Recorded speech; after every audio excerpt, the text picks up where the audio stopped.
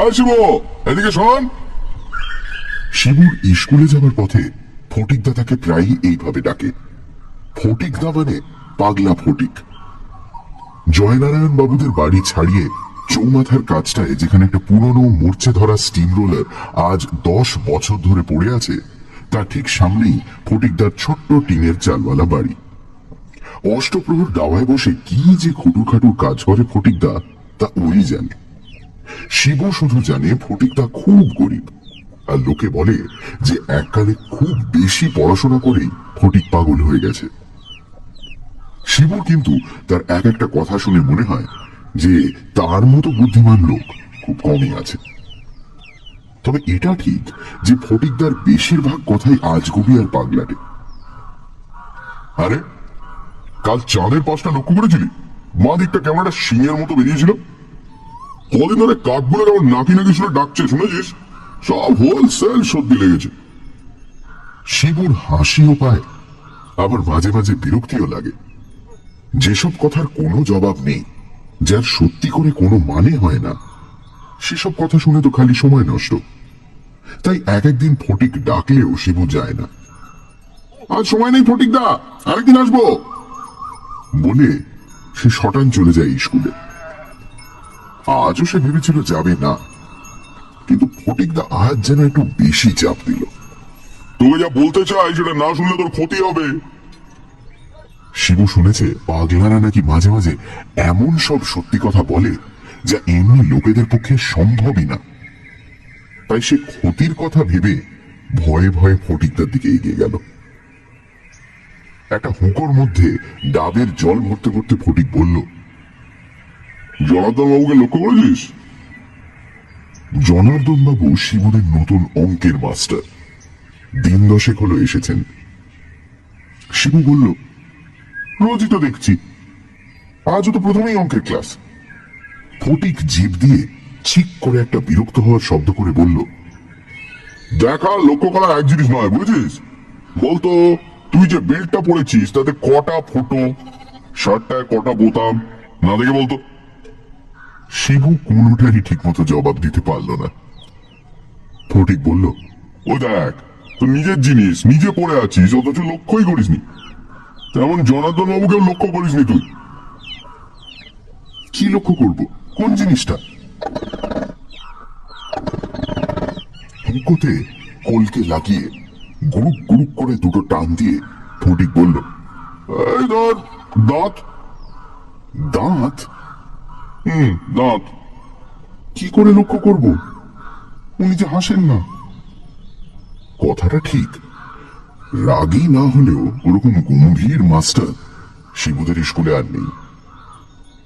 ফটিক বলল, ঠিক আছে, এরপর যেদিন হাসবেন সেদিন ওই দাঁতগুলো খালি লক্ষ্য করিস, তারপর আমায় এসে বলে যাস কি দেখলি। আশ্চর্য ব্যাপার, ঠিক সেই দিনই অঙ্কের ক্লাসে জনার্দন বাবুর একটা হাসির কারণ ঘটে গেল। জ্যামিতি পড়াতে পড়াতে শঙ্করকে চতুর্ভুজ মানে জিজ্ঞেস করাতে শঙ্কর বলল, ঠাকুর স্যার, নারায়ণ স্যার। আর তাই শুনে জনার্দন বাবু খ্যাক খ্যাক করে রাগী হাসি হেসে উঠলেন। আর শিবুর চোখ তৎক্ষণাৎ চলে গেল তার দাঁতের দিকে। বিকেলে ফেরার পথে ফটিকদার বাড়ির সামনে পৌঁছে শিবু দেখলে সে হামান দিস্তায় কি যেন ছেঁচছে। শিবুকে দেখে ফটিক বলল, এই ওষুধটা যদি উতরে যায় তো দেখিস বহুরূপীর মতো রং চেঞ্জ করতে পারবো।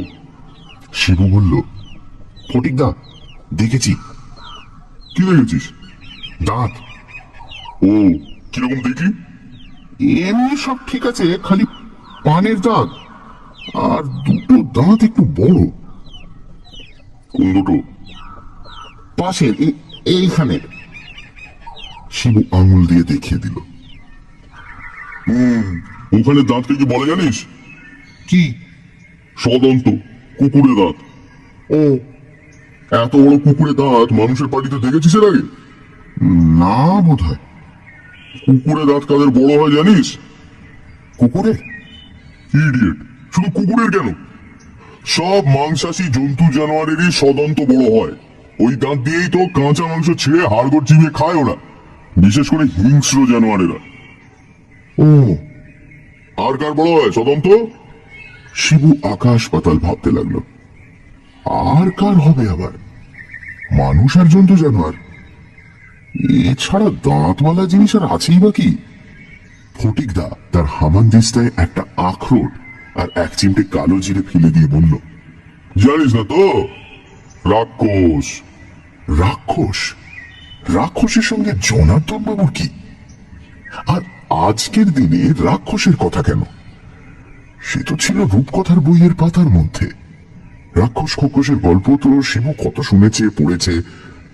তাদের মনোর মতো দাঁত, কুলোর মতো। শিবু চমকে উঠল। কুলোর মতো পিঠ।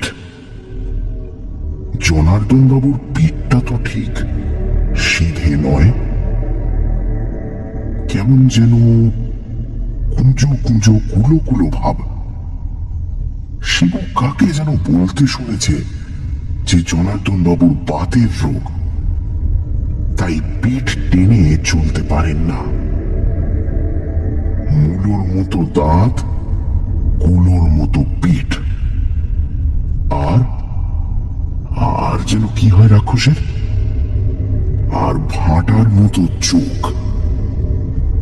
জনার্দন বাবুর চোখ কি শিবু লক্ষ্য করেছে? না, করেনি।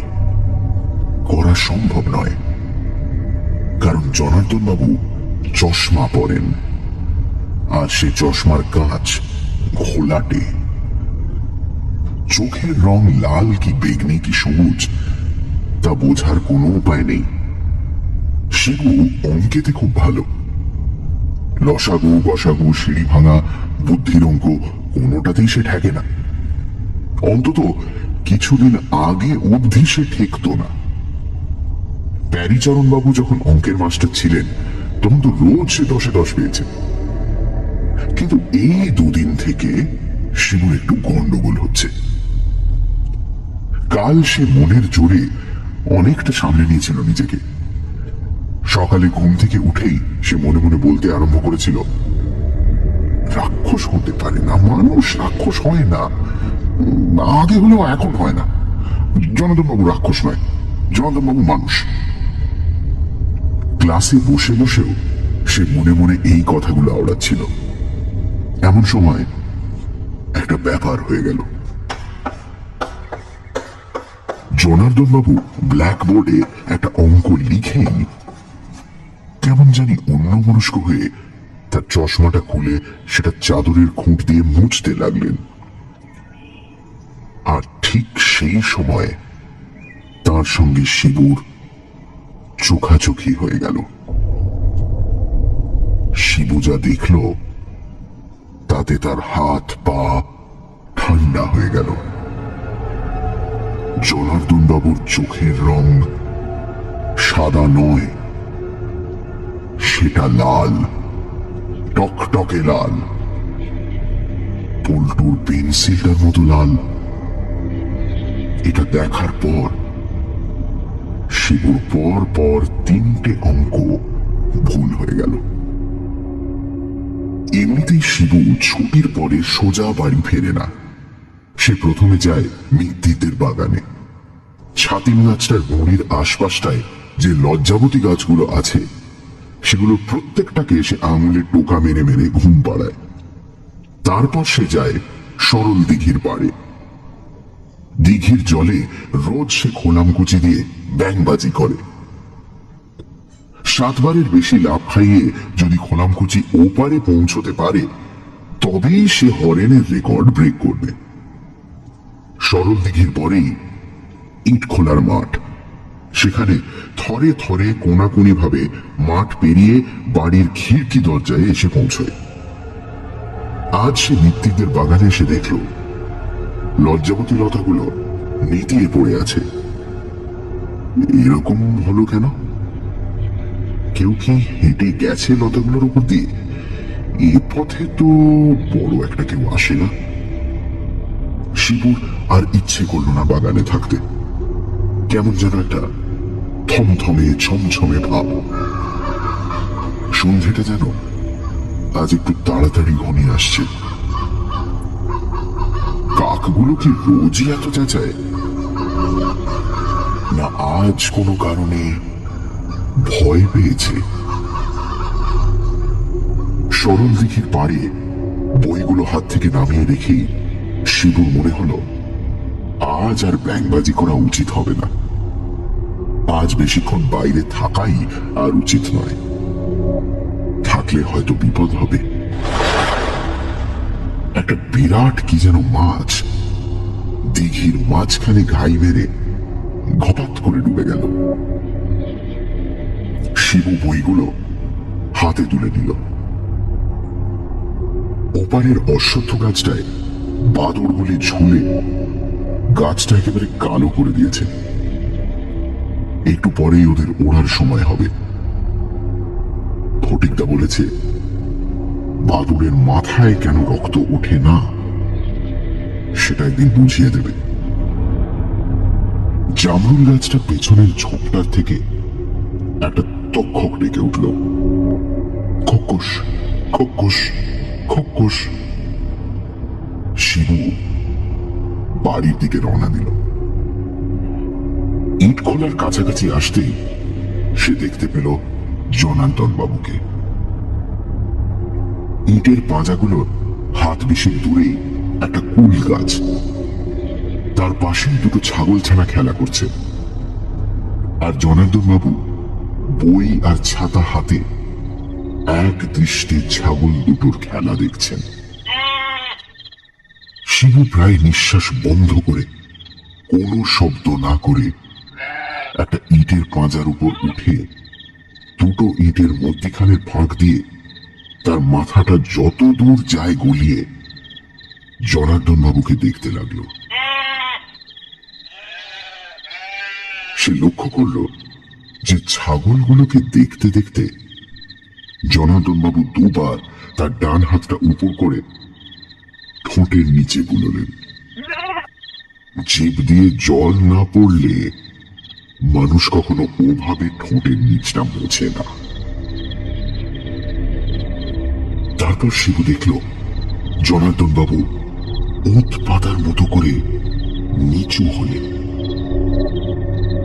তারপর হঠাৎ হাত থেকে বই ছাতা ফেলে দিয়ে খপ করে একটা ছাগলের বাচ্চাকে চাপড়ে ধরে কোলে তুলে নিলেন। আর সেই সঙ্গে শিবু শুনতে পেল ছাগল ছানার চিৎকার আর জনার্দন বাবুর হাসি।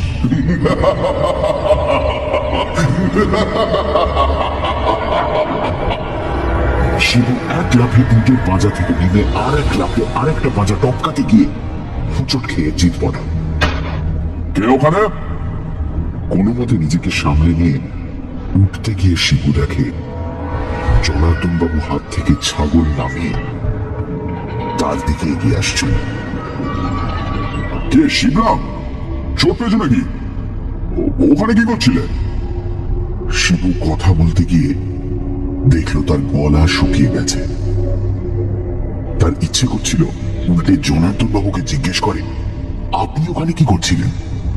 আপনার কোলে ছাগল কেন? আপনার জিভে জল কেন?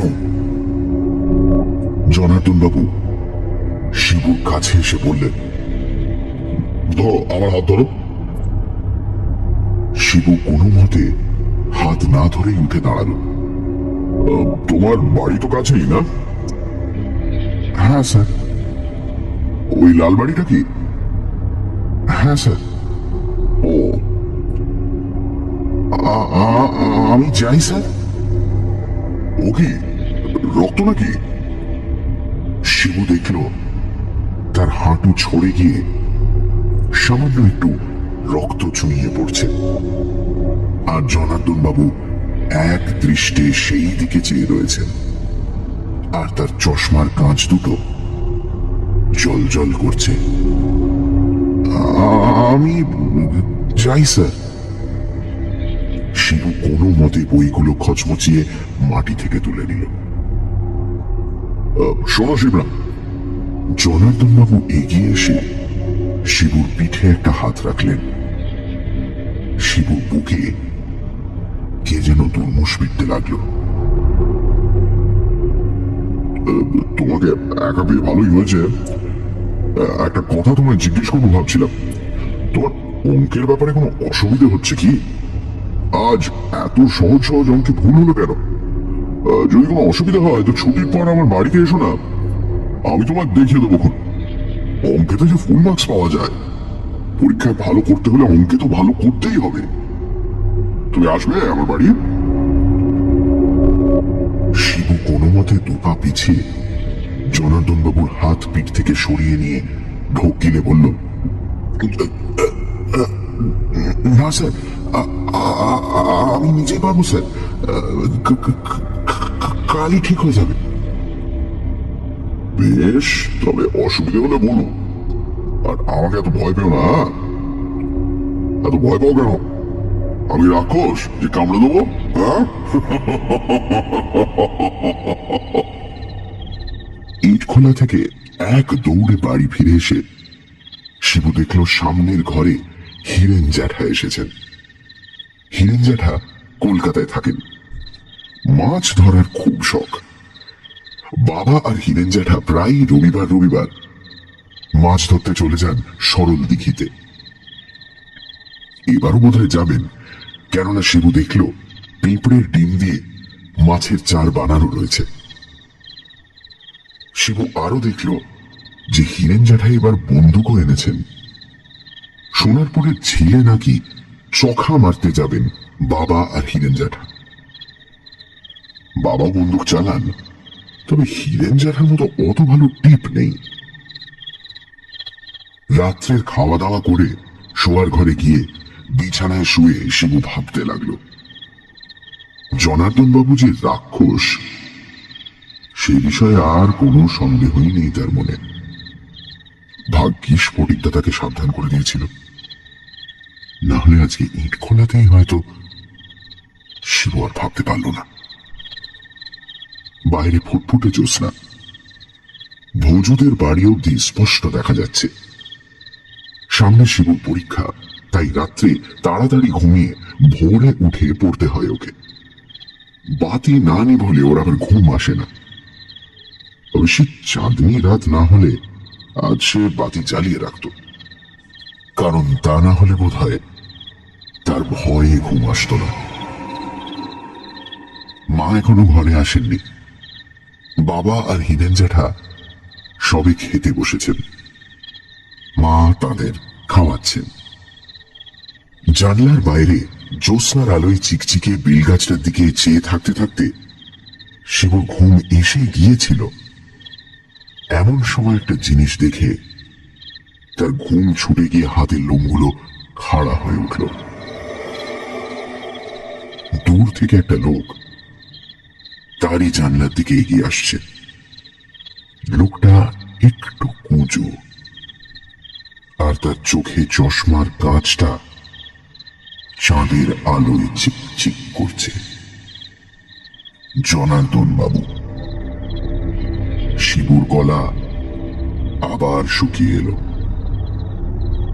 জনার্দন বাবু পা টিপে টিপে বেলগাছটা পেরিয়ে ক্রমশ তার জানলার খুব কাছে এসে দাঁড়ালেন। শিবু তার পাশ বালিশটা শক্ত করে আঁকড়ে ধরল। কিছুক্ষণ এদিক ওদিক চেয়ে একটু ইতস্তত করে জনার্দন বাবু ডেকে উঠলেন, শিবরাম আছো? এ কি, গলাটা এমন খোলা কেন জনার্দন বাবু? রাত্রিরে কি তার রাক্ষসী ভাবটা আরো বেড়ে যায়? আবার ডাক এলো, শিবরাম। এবার শিবুর মা দাওয়া থেকে বলে উঠলেন, শিবু, ও শিবু, বাইরে কি ডাকছে যে? এর মধ্যে ঘুমিয়ে পড়লি নাকি? জনার্দন বাবু জানলা থেকে অদৃশ্য হয়ে গেলেন। মিনিট খানেক পরে শিবু তার গলা শুনতে পেল। শিবরাম তার জ্যামিতির বইটা ইট খোলায় ফেলে এসেছিল। কাল আবার রবিবার তো স্কুলে দেখা হবে না, ও তো আবার সকালে উঠে পড়বে, তাই। তারপর কিছুক্ষণ বিড় বিড় ফিস ফিস কি কথা হলো শিবু শুনতে পেল না। শুধু শেষটায় শুনল বাবার কথা। হ্যাঁ, তা যদি বলেন সে তো ভালোই। আপনার ওখানেই না হয় পাঠিয়ে দেব। হ্যাঁ, কাল থেকে।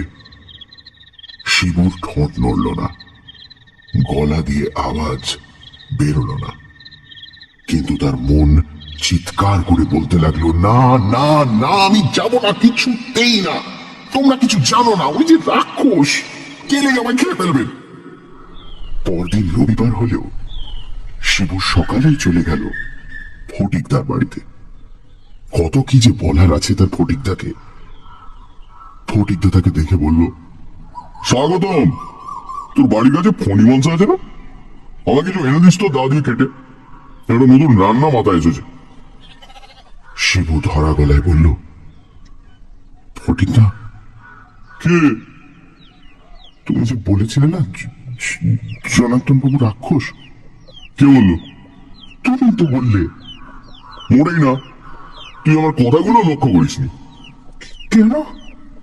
আমি বললাম তুই জনার্দন বাবুর দাঁতগুলো লক্ষ্য করিস, তারপর তুই এসে বললি তার কুকুর দাঁতগুলো বড় বড়। তারপর আমি বললাম ওরকম কুকুর দাঁত রাক্ষসের হয় বলে শুনেছি। তার মানে কি জনার্দন বাবু রাক্ষস? তাহলে উনি রাক্ষস নন? তা তো বলিনি। তবে? ফটিকদা দাওয়া থেকে উঠে একটা মস্ত হাই তুলে বলল, তো জ্যাঠাকে যেন দেখলাম আজ মাছ ধরতে এসেছেন বুঝি? শিব দিয়ে বাঘ ধরেছিলেন একবার ম্যাকাডি সাহেব, সে গল্প জানিস? শিবু মরিয়া হয়ে বলে উঠল, ফটিকদা কি আজে বাজে বকছো তুমি?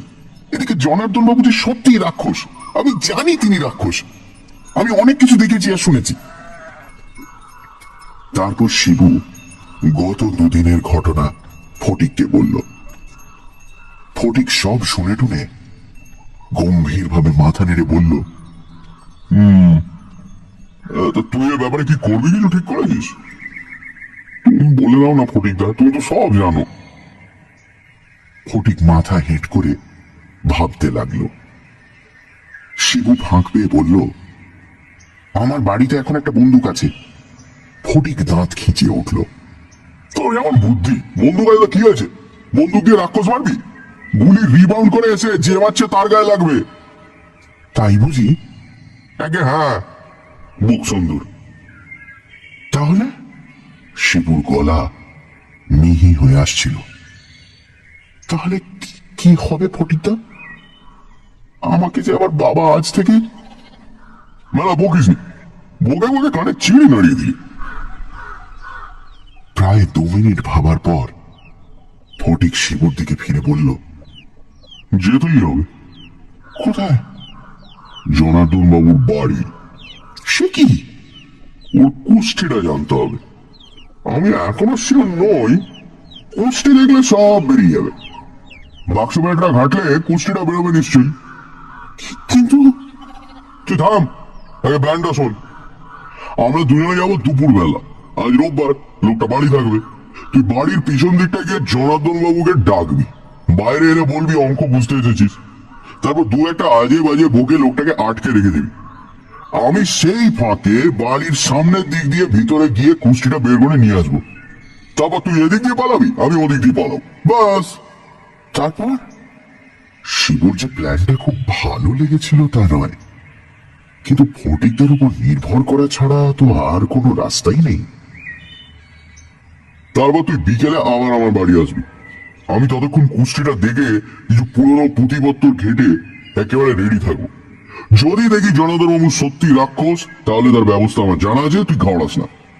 আর যদি দেখি রাক্ষস নয়, তাহলে তার ভাববার কিছুই নেই। ফটিকদা বলেছিল দুপুরে বেরোবে। শিবু তাই খাওয়া দাওয়া করে গিয়ে ফটিকের বাড়ি হাজির হলো। মিনিট 5 পর ফটিকদা বেরিয়ে এসে বলল, হলোটার আমার নস্যির বাদি আছে, ঝামেলা কি কম। শিবু লক্ষ্য করল ফটিকদার হাতে এক জোড়া ছেঁড়া চামড়ার দস্তানা আর একটা সাইকেলের ঘন্টা। ঘন্টাটা সে শিবুর হাতে দিয়ে বলল, এটা তুই রাখ, বিপদ হলে বাজাস, আমি এসে তোকে বাঁচাবো।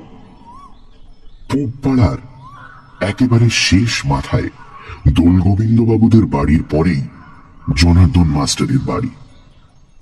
একা মানুষ, বাড়িতে চাকর পর্যন্ত নেই। বাইরে থেকে বাড়িতে যে একটা রাক্ষস আছে সেটা বুঝবার কোনো উপায় নেই। কিছুটা রাস্তা বাকি থাকতেই শিবু আর ফটিকদা আলাদা হয়ে গেল। বাড়ির পিছনে পৌঁছে শিবু বুঝল যে তার আবার গলা শুকিয়ে আসছে। জনার্দন বাবুকে ডাকতে গিয়ে তার যদি গলা দিয়ে আওয়াজ না বেরোয়। বাড়ির পেছনে পাঁচিল, তার গায়ে একটা দরজা, আর দরজার কাছেই একটা পেয়ারা গাছ। গাছের আশপাশ আগাছার জঙ্গলে ভরা। শিবু পা টিপে টিপে এগিয়ে গেল। আর বেশি দেরি করলে কিন্তু ওদিকে ফটিকদার সব ভণ্ডুল হয়ে যাবে।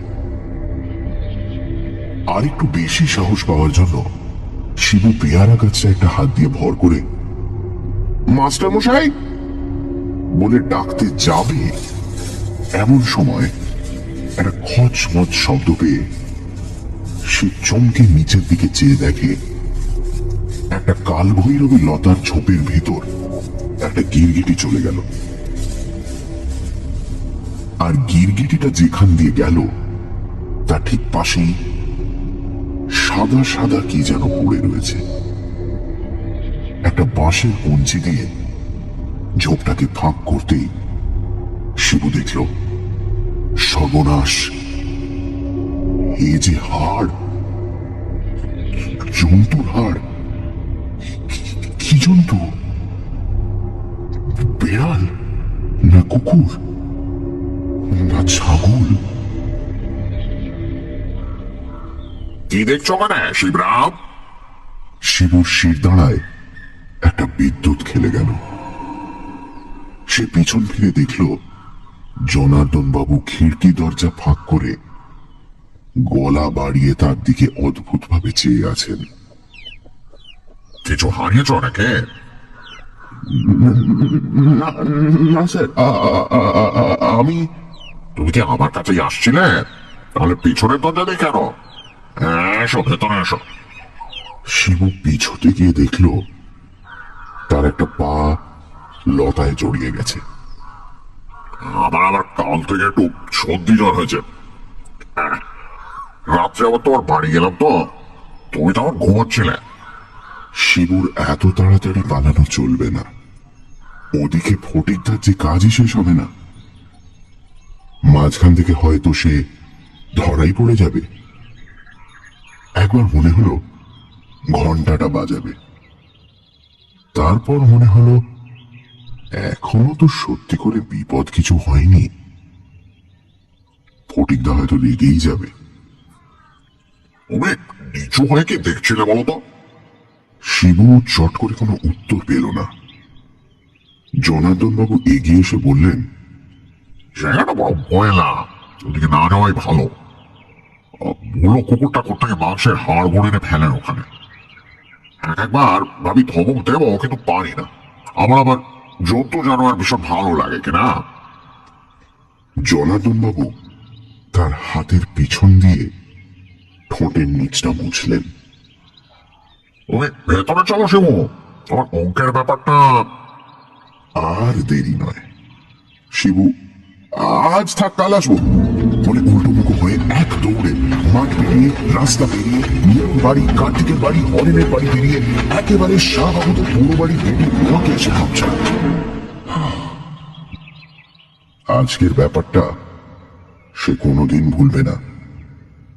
তার যে এত সাহস হতে পারে সে নিজেই ভাবতে পারেনি। বিকেল হতে না হতে শিবু ফটিকের বাড়ি হাজির হলো। না জানি কুষ্টি থেকে কি বার করেছে ফটিকদা। শিবুকে দেখেই ফটিক মাথা নাড়ল। সব গোলমাল হয়ে গেছে রে। কেন ফটিকদা, কুষ্টি পাওনি? তা পেয়েছি। তোর অঙ্কের মাস্টার যে রাক্ষস সে বিষয়ে কোনো সন্দেহ নেই। শুধু রাক্ষস নয়, পিরিন্ডি রাক্ষস, সাংঘাতিক ব্যাপার। এরা পুরোপুরি রাক্ষস ছিল 350 পুরুষ আগে, কিন্তু এত তেজ যে এক একটা হাফ রাক্ষস এখনো বেরিয়ে পড়ে এদের মধ্যে। পুরো রাক্ষস তো এখন সভ্য দেশে কোথাও নেই, এক আছে আফ্রিকার কোনো কোনো অঞ্চলে, আর ব্রাজিল, বর্নিয়া এইসব জায়গায়। তবে হাফ রাক্ষস এখনো কচ্ছিত কয়েকটি সভ্য দেশে পাওয়া যায়। জনার্দন বাবু ওই ওদের মধ্যে একজন। তাহলে গোলমাল কেন? শিবুর গলাটা একটু কেঁপে গেল। ফটিকদা হাল ছেড়ে দিলে সে চোখে অন্ধকার দেখবে। তুমি যে সকালে বললে তোমার ব্যবস্থা জানা আছে। আমার জানা নেই এমন জিনিস নেই। তবে ফটিকদা একটু গম্ভীর হয়ে গেল। তারপর বলল, মাছের পেটে কি থাকে? এই রে, ফটিকদার আবার পাগলামি আরম্ভ হয়েছে। শিবু এবার কাঁদো কাঁদো হয়ে বলল, ফটিকদা, রাক্ষসের কথা হচ্ছিল, তুমি আবার মাছ আনলে কেন? কি থাকে? ফটিক গর্জন করে উঠল, পটকা। ফটিকদার গলা শুনে শিবুর রীতিমতো ভয় লাগতে আরম্ভ করেছিল। তোর মাথা এত কম বিদ্যে দিয়ে তো তুই বকের বকলসটা লাগাতে পারবি না। শোন, 2.5 বছর বয়সে একটা শ্লোক শিখেছিলাম, এখনো মনে আছে। নর কি বানর কিংবা অন্য জানোয়ার, জেনে রাখো হৃৎপিণ্ডে রহে প্রাণ তার, রাক্ষসের প্রাণ যেন মৎস্যের উদরে, সেই হেতু রাক্ষস সহজে না মরে। তাই তো, শিবু তো কত রূপকথার গল্পে পড়েছে, মাছের পেটে থাকে রাক্ষসের প্রাণ। এটা তো তার মনে হওয়া উচিত ছিল। শ্লোকটা আওড়ে ফটিক বলল, দুপুরে যখন গেলি ওর বাড়ি, জনার্দন রাক্ষসকে কেমন দেখলি? বলল সর্দি জ্বর হয়েছে। হবেই তো। ফটিকদার চোখ জল জল করে উঠল। হবে না? প্রাণ নিয়ে টানাটা নিজে, যেই কাতলাটা উঠেছে ছিপে অমনি জল হবে। তারপর শিবুর দিকে এগিয়ে এসে তার শার্টের সামনেটা খপ করে হাতের মুঠোয় খামচে ধরে ফটিকদা বলল, এমন সময় আছে। তোর জ্যাঠা এই 1/2 ঘন্টা আগে সরল দিকের ওই আধুনি কাতলাটা ধরে নিয়ে বাড়ি ফিরেছে। আমি দেখেই আন্দাজ করেছি ওটার পেটের মধ্যেই আছে জনার্দন রাক্ষসের প্রাণ। এখন জ্বরের কথাটা শুনে আরো শিওর মনে হচ্ছে। ওই মাছটাকে ছিঁড়ে দেখতে হবে। কিন্তু সেটা কি করে হবে ফটিকদা? সহজে হবে না, তোরই উপর নির্ভর করছে। আর এটা না করতে পারলে যে তোর কি বিপদ হতে পারে সেটা ভাবতে আমার ঘাম ছুটছে। ঘন্টাখানেক পরে শিবু একটা দড়ির মাথায় সরল দিঘির আধুনিক কাতলাটা বেঁধে সেটাকে হিঁচড়ে হিঁচড়ে হাঁপাতে হাঁপাতে ফটিকদার বাড়ির সামনে এসে হাজির হলো। ফটিক বলল, কেউ জানতে পারেনি তো? শিবু বলল, না, বাবা চান করছিলেন, জ্যাঠামশাই শ্রীনিবাসকে দিয়ে দলাই মলাই করাচ্ছিলেন, আর মা সন্ধে দিচ্ছিলেন। নারকলের দড়ি খুঁজতে দেরি হলো, আর উফ, যা ভারী। কুচ পরোয়ানে মাসল হবে। ফটিক মাছ নিয়ে ভিতরে চলে গেল। শিবু ভাবল, কি আশ্চর্য বুদ্ধি আর জ্ঞান ফটিকদার। ওর জন্যই বোধহয় শিবু এ যাত্রা রক্ষা পাবে। হে ভগবান, জনার্দন রাক্ষসের প্রাণটা যেন থাকে মাছটার পেটে। মিনিট 10 পরে ফটিক বেরিয়ে এসে শিবুর দিকে হাত বাড়িয়ে বলল, নে, এটা হাতছাড়া করবি না কখনো। রাত্রে বালিশের নিচে নিয়ে শুবি। স্কুলে যাওয়ার সময় প্যান্টের বাঁ পকেটে নিয়ে নিবি। এটা হাতে থাকলে রাক্ষস কেঁচো, আর হামানদিস্তায় গুঁড়িয়ে ফেললে রাক্ষস ডেড। আমার মতে গুঁড়োবার দরকার নেই, হাতে রাখলেই যথেষ্ট।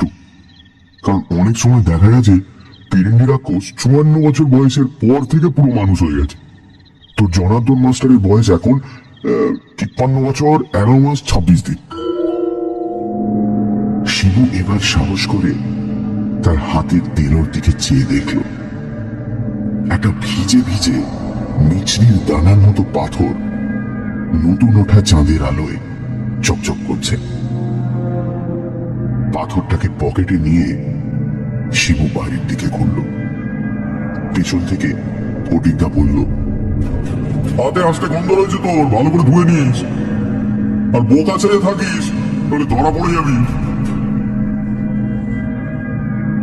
পরদিন অঙ্কের ক্লাসে জনার্দন বাবু ঠিক ঢোকবার আগে একটা হাঁচি দিলেন, আর তারপরে চৌকাঠে ঠক্কর খেয়ে তার জুতোর শুকতলা হাঁ হয়ে গেল। শিবুর বাঁ হাত তখন তার প্যান্টের বাঁ পকেটের ভেতর। ক্লাসের শেষে শিবু অনেক দিন পরে অঙ্কে 10-এ 10 পেল।